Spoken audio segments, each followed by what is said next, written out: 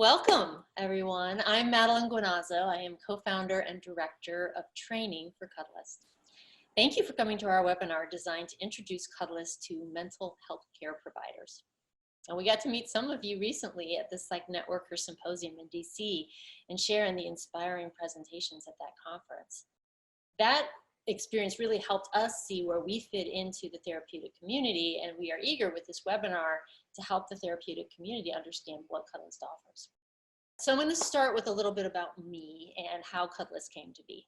So in the early 2000s-ish, 2003, 2005, I was married with 2 small children, and I was searching for what I was here to do in my life. I had a strong sense of calling. I'd pursued many paths professionally, artistically, spiritually, intellectually. I had a degree in communication studies from Northwestern University. I was training medical students in patient rapport, communication, and in examination techniques. But I had the sense that there was a lot more I needed to do, and I didn't know what it was. Personally, I was also struggling with codependency, low self-esteem, and difficulty with boundaries. And alternately, I was experiencing anxiety and depression. And it was about that time that I discovered a workshop called Cuddle Party.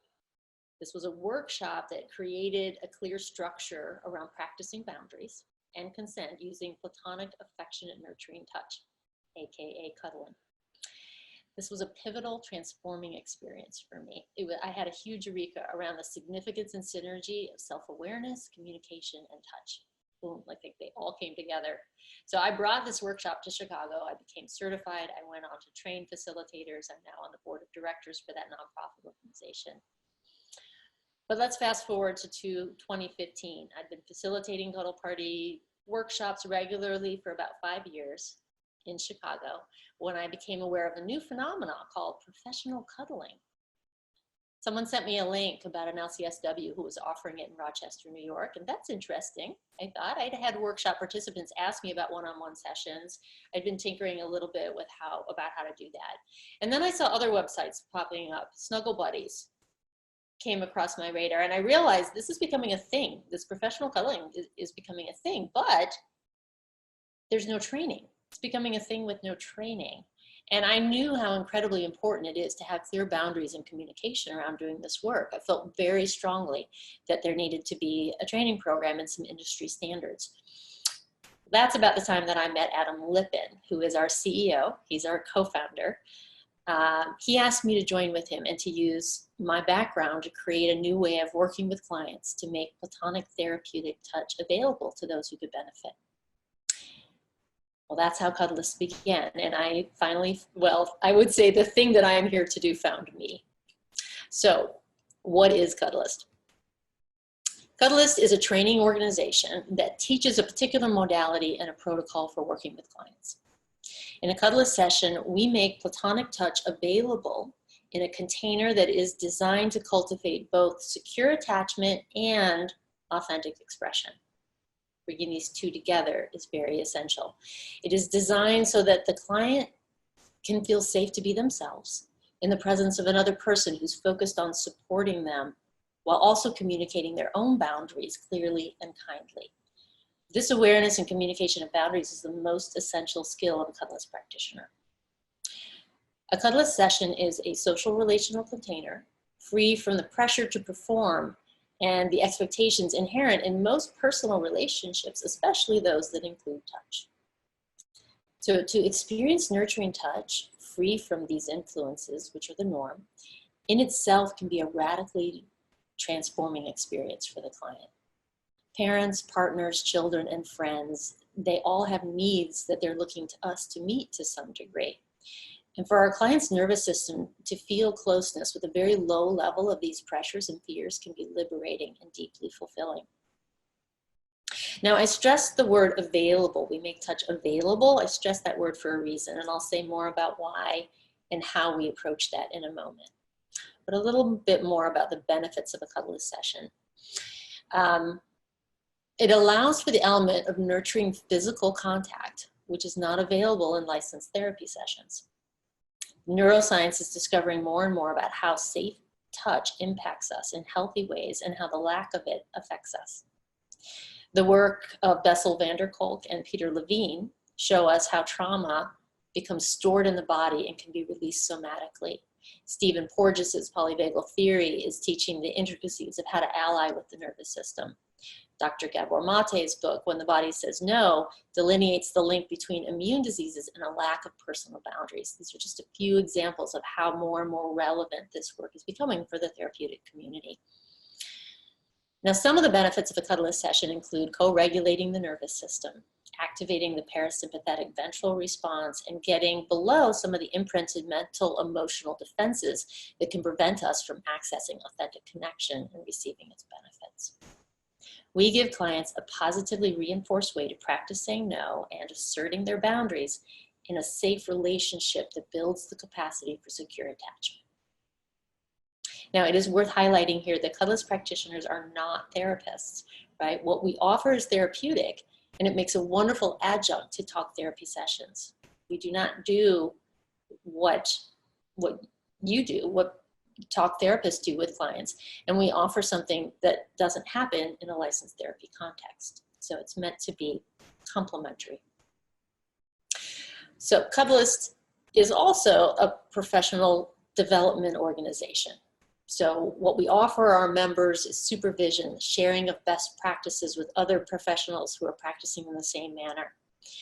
We provide our members with a network of practitioners who are pioneering this new modality. And we create ongoing educational opportunities and content to expand their skills. We have weekly supervision calls open to members to confidentially discuss what comes up in sessions. These are all ways that we support practitioners as an organization. So let me talk a little bit more about what makes Cuddlist different from other professional cuddling. What do we mean by the therapeutic approach to touch? So the benefits I've mentioned are a direct result of our unique and simple protocols. Because let's face it, not all touch is therapeutic, healthy, or even wanted. Now, I stressed the word available earlier because in order for touch to be healthy, it can never be mandated. And mutual touch cannot be contractual. These are prerequisites. These prerequisites are what the Cuddlist method is designed to uphold. So our method has 3 pillars. The first is the code of conduct. Now, I call this the fence around the playground. It is concrete and specific. It says what is expected and where we will not go. And all clients must agree to this when they request a session. The second pillar is the opening agreement. This establishes the ground rules and not only gives us permission to say no, but it asks us to be accountable to one another for our boundaries. The opening agreement happens at the beginning of each and every Cuddlist session. And the third pillar is what we call client-led. And this puts the client squarely in the place of empowerment with a trusted collaborator. They work together to discover what feels good to the client that the practitioner is wholeheartedly willing to participate in. And they also, together, they discover what doesn't feel good, validating the client's needs and wants. So much of our training focuses on boundary awareness and communication. Practitioners are taught to identify and stay aware of their own boundaries and to practice expressing them in safe, self-accountable ways. This is how they keep the sessions consensual, and they model this awareness and communication for the clients. So let's go through the code of conduct first. Michelle has some slides for that. So the first one here is that the client and the Cuddlist practitioner both verify that they are legal age of consent. Sessions are only for 18 and over.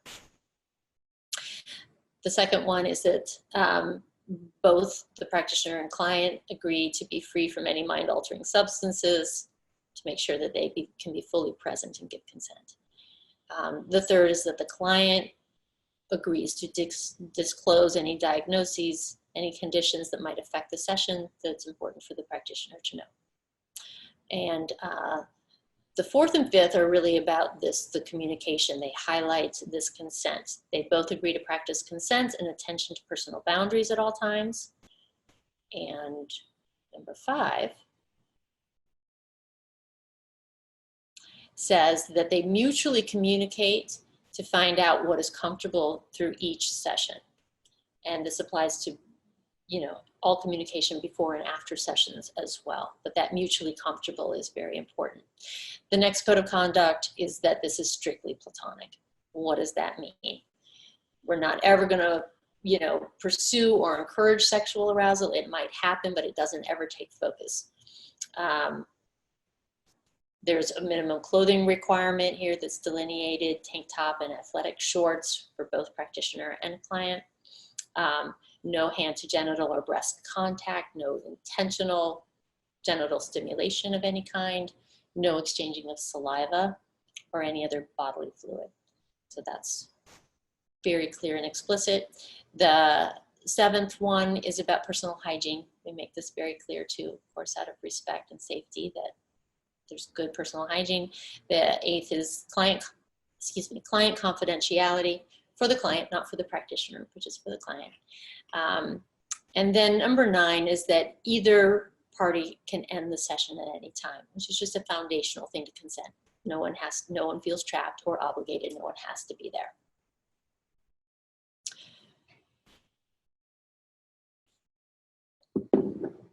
Opening agreement. This is the second pillar. So this opening agreement is something that I do with all clients, whether it's the first session or, you know, the 20th session. And so it can look different from each one, but I'm going to give you kind of an extended demo of what an extended version of it sounds like. The code of conduct is something that we've gone over in a screening process prior to a session happening at all. The opening agreement is something that happens just before we make contact. So if I'm sitting down with a client, we've gone over all of the housekeeping, we're sitting down and we're ready to begin the session, I'll say to them, I promise you that if at any time during our session I feel uncomfortable, that could be physically, my arm fell asleep, my neck is sore, my nose itches, that could be emotionally, I'm feeling like something is a little too personal or private, I'm feeling emotionally squirmy, or mentally, I'm wondering, I'm having a thought that this might seem sexual to you and I'm not sure. These are all examples of things that I might feel uncomfortable with, and my promise to you is that if that happens, I'll pay attention and I won't ignore it. I will adjust if I need to, I'll communicate and speak up if I need to, but I will not sweep it under the rug. I will not tolerate or endure anything that I am not wholeheartedly happy to be doing. And that assurance means that you don't have to worry about it. You don't have to wonder if I'm okay with something. If you're wondering, please ask, but you don't have to try to take care of me. That's my job, okay? Do you have any questions or concerns about that? Then we might discuss that, and then I'll say to them, you know, this session is for you. It's designed to discover together what feels good to you. So I need the assurance from you that you're definitely not going to put up with anything that is less than comfortable. Will you let me know if anything starts to feel uncomfortable in any of those 3 areas? Can I trust you to do that? Because I'm not a mind reader and I want to work together with you. So we'll talk about that. If they have any concerns about it, we'll address it. Sometimes we shake on it. That's the extended version of the opening agreement. So we make that pact with each other. And then the third pillar, this client-led, I'll say to my clients, because this is the part, so how are we going to connect? And it's really up to them. So sometimes I'll joke with my clients at this point. I'll say, you know, this is the hardest part of your session. Are you ready? I'll say, how would you like to connect? How would you like to cuddle? Because it can be very vulnerable for them to express this to someone that is new to them, that they just met. And a lot of clients will defer. Understandably, they'll say, you know, I don't know. What do you suggest? You're the expert. How do most people like to cuddle? Or what do you like? And, you know, I really address all of those with that, like, that's understandable and we can talk about that. But I really want you to know that all of those might give us ideas or options, but what's important is what you want. And nobody can know that but you.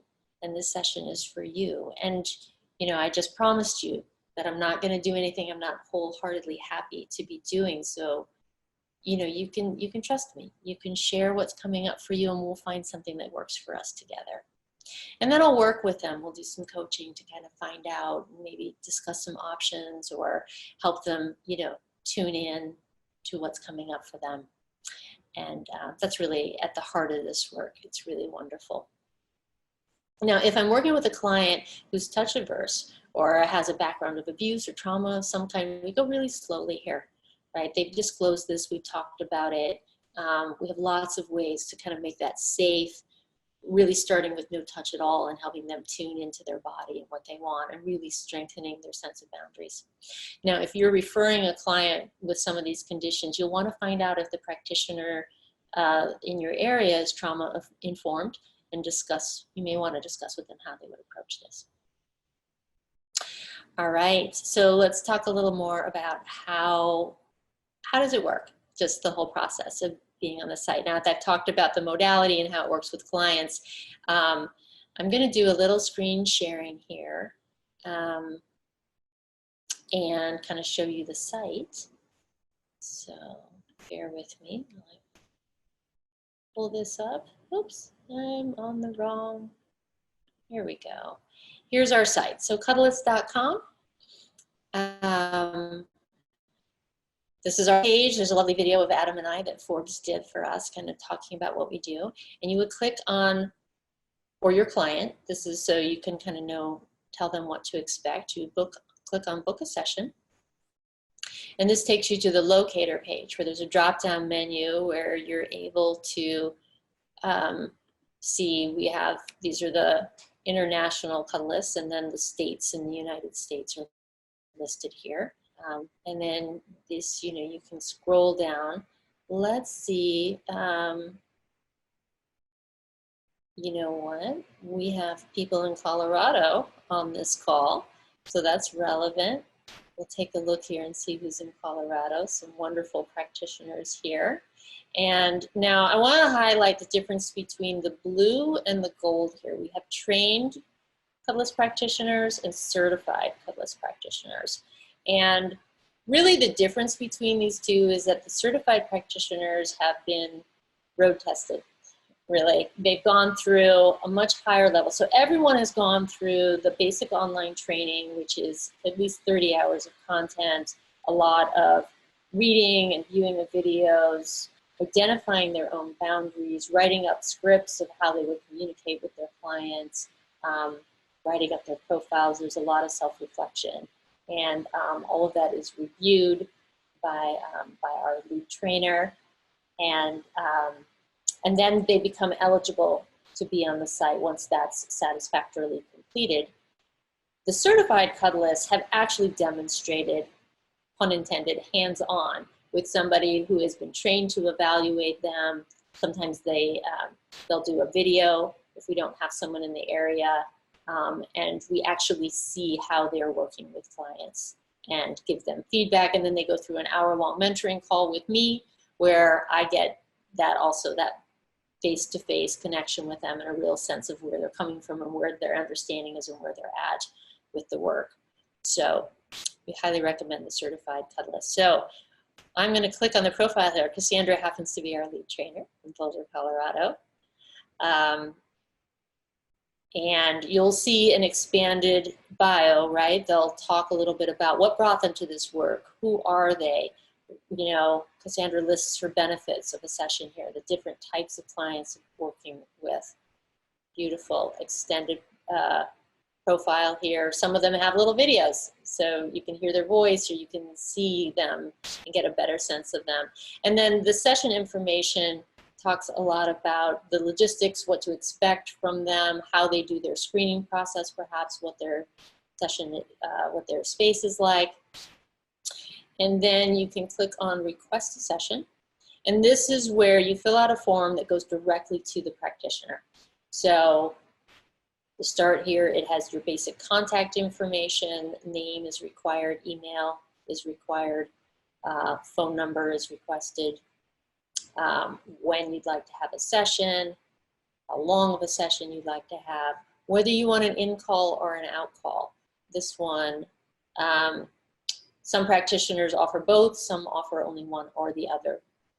And then these are some open-ended questions, optional. What do you want to get out of a session? What would you like the Cuddlist to know about you? What questions do you have? And all of this information the practitioner is using to really screen the client and decide whether they're a good fit for this kind of a work, whether they're a good fit for them. And then the code of conduct, which we went over earlier, is here in, I would say, black and white, but it's blue and white. And they must agree to this before they can submit a request. So that's in there. And then that goes to the practitioner. So that's something, you know, we want you to be able to see that when you're referring a client, so you can let them know what to expect. And that's also for you. And as you're thinking about this and kind of understanding it, we want you to kind of be thinking about the range of options for your clients. Like, you may want to go and experience a session yourself as a client. We highly recommend that. It'll give you a sense of what you're actually referring or recommending and what potential it has for your clients. Or you just may want to mention it to your clients as something that you heard about that you think they might want to look into.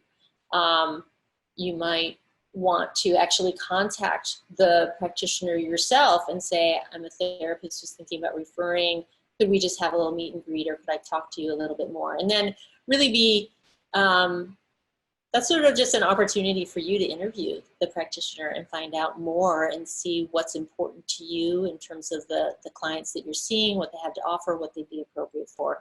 Are they trauma informed? How long have they been practicing? How many clients have they seen? What's most rewarding to them about this work? You know, how do they approach it? So these are thinking about what makes you feel confident and listening to your gut, of course, you know, your instincts. And then, you know, all the way from maybe just mentioning it to a client to also is the triadic model, which is something that many of our practitioners love doing with therapists, where if it's something that you want and the client wants, you could sign an agreement. The client would sign an agreement with you that you could speak to the Cuddlist practitioner. The practitioner would have the client sign a waiver and agreement that they could speak with the therapist, and then you can consult together. And that is an amazing, the triadic model of like sort of that three pillars of you, another practitioner, and the client to be able to really provide this like stable and enhanced level of care. It becomes a collaboration. So that's something that you would actually want to check with that particular practitioner and see if that's how they feel about that, if that's something that they're open to, how they would approach a triadic model. Those are all good questions. I want to end with a couple of testimonials that are near and dear to me. One is from a therapist that I work in the triadic model with, which has been just so rewarding. This is Shelley Pierce here in Chicago. And she says, honestly, I feel the Cuddlist work really is its own type of therapy. I would say it should be called contact therapy. I envision this would be helpful for clients, not just healing from trauma, but also dealing with things like body image issues, communication, and relationships. I encourage other therapists to learn more about Cuddlist and how it might be of benefit to clients. So thank you, Shelley. And then we have one more, which is from somebody who went through our training program recently. As a recently trained professional cuddlist and retired clinical psychologist, I'm in a position to clearly see how working with a cuddlist can be an extremely valuable adjunct to psychotherapy. Cuddling offers all the thoroughly documented benefits of therapeutic touch, including the release of hormones and neurotransmitters that reduce stress, strengthen the immune system, enhance self-esteem, and foster a sense of well-being. Beyond that, Cuddlist trained practitioners model and practice healthy communication during all contact with clients. Clients are encouraged to clearly communicate their needs and wants, as well as their boundaries, empowering them to find their voices in safe, always platonic, consensual, nurturing settings. So thank you, Virginia. She's in Washington, in Seattle, outside of Seattle. Yeah, that's it. Thank you so much.